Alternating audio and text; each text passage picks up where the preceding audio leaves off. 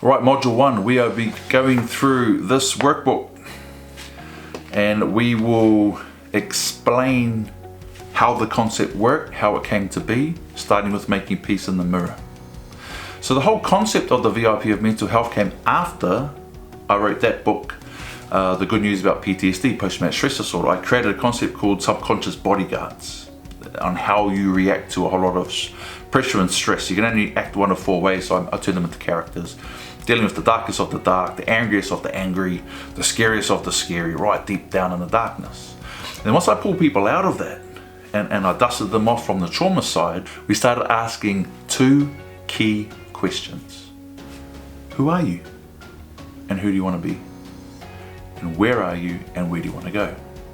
And as we start examining those questions, people choose who they are and who they want to be and where they are, where they want to go, for things that give them value. They make them feel good. It's a great feeling when you walk into a situation or environment where your value's high. If a house is on fire and you as a fireman turns up, your value is very, very high for the identity of being a fireman and the purpose of putting fires out. Who does that give the greatest value to? The person whose house is on fire. If you own a business and engagement, productivity and revenue is going down, and I walk in there and say, okay, if you do this, this and this, your engagement, productivity and revenue will go up. Now my value has increased in that environment. Why? Because I'm giving value to others. So we hear this a lot in marketing, give value, give value, give value. How can you give value to people that you don't know? So I designed this system so that it can be used as a lens and a filter. And it's one of my lenses and filters when I walk into any environment, whether I'm dealing with a suicidal youth, where I'm dealing with a $1 billion company that owns a specific airline that I've spoken to. Something is happening where the value is being decreased, whether in the individual or the organization. So applying this lens will help you map it out wherever you are in 4 key environments: in the mirror, at home, at work or school if you're a youth, and out there in the world. Because if you can map your VIP triangle and make it match the VIP triangle of a situational environment that you're in, your value stays high and you can increase the value of that situation, that environment. Because conflict comes, and I'm speaking here as an ex-cop, is when you walk into a situation where people are fighting to keep their value high, to be right, to get away with things, to win the argument. You know, it's about increasing your value. And most people, if they get it wrong, they walk in there and they try and put their value higher and pull someone else's down. It creates conflict. So this lens can be for so many different situations. And how it works, we get into the workbook. If we look at the VIP triangle matrix, which I'll refer to as the VIP triangle, okay? So when I talk about your VIP triangle, is having your value, identity and purpose in harmony, okay? Not always balanced, but in harmony. The V triangle stands for value. And that value triangle will break down to 3 more triangles, which we'll talk about afterwards. The I stands for your identity triangle, which again breaks down to 3 more. And then the P stands for your purpose triangle, which breaks down again to 3 more triangles. So your value will be high, and hear me now and think about this, based on who you are or who you think you are or what you do. For example, when I meet people, I ask them, who are you or what do you do? And whatever answer they give me will be them position themselves at their highest value. Yeah? Or I see people on the other side, they lower it. And the people that do that the most are housewives. You know a word that devalues who you are, that you can put in front of what you do? Just. I've met some amazing women, whether they're entrepreneurs or they're just phenomenal people. And they've always said similar things to me. And I say to them, oh, so what do you do? Oh, I'm just a housewife. Now I'm married, 24 years and 2 kids.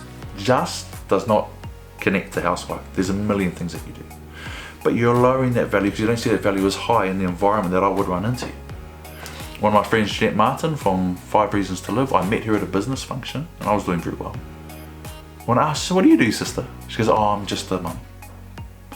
Just a mum who's raised 5 kids by herself, been through trauma, been through rape, sexual assault, and now empowers other people around the world, and she's now an author. She saw herself as just a mum. That value was low in that environment. Interesting, right? So if we go into the value triangle, it breaks down again, and this is critical because it's the value triangle that gets attacked and that people react to. So the first triangle, your C1 triangle, is your core values. What are your core values? Honor, integrity, loyalty. What are your core values? Because as soon as you're in an environment where someone tests that or breaks that, that's when you lose respect, you lose trust. And if you sacrifice your core values in order to get somewhere in an environment, you start breaking down from the inside.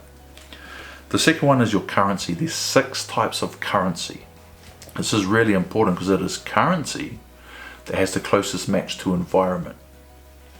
So we'll quickly skip ahead to page 6 and talk about the 6 types of currency. Your first type of currency is your personal currency, the currency of you. So when you show up, where is your currency? Where is your value, because it's in the value triangle, of you? Are you known for being strong? Are you known for being smart? Are you known as the leader? The personal currency of you, when you turn up or someone hears your name. Second type of currency is credibility currency, and oh my God, geez, men fight over this, right? Credibility currency in a situation. Whether that's a group of yous playing basketball, your credibility currency might be how good you are at basketball. Your credibility currency in sales might be how many sales you've closed, right? Credibility currency. Where is the proof of your currency that you have value in this situation to this group of people? Now in youth we see this so much with gangs. Credibility currency is how well you can fight. Females in the gang setting, your credibility currency and your personal currency is your body.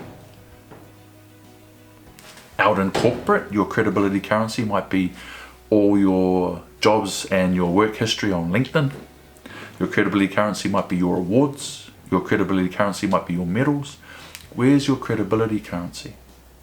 And again, I'm always going to link this to conflict because most people come to me when they're in conflict, but learn this early before you get in there. Financial currency is a big one in certain environments. I don't care how much money you make, for me personally. If I'm hiring you to help me increase my revenue in one of my business systems, yeah, your financial currency is very important. Your credibility currency will be how much money have you made other people through similar systems. And your financial currency, you can't teach me how to increase my revenue if you're broke. Make sense? Entrepreneurs, you know what I'm saying? People can wrap a really nice marketing plan around something, but when you drill down on this value, personal currency, who is this person? Credibility, where's the proof? Financial currency, if they're in the financial environment. And then what's really important to me and lots of people is emotional currency.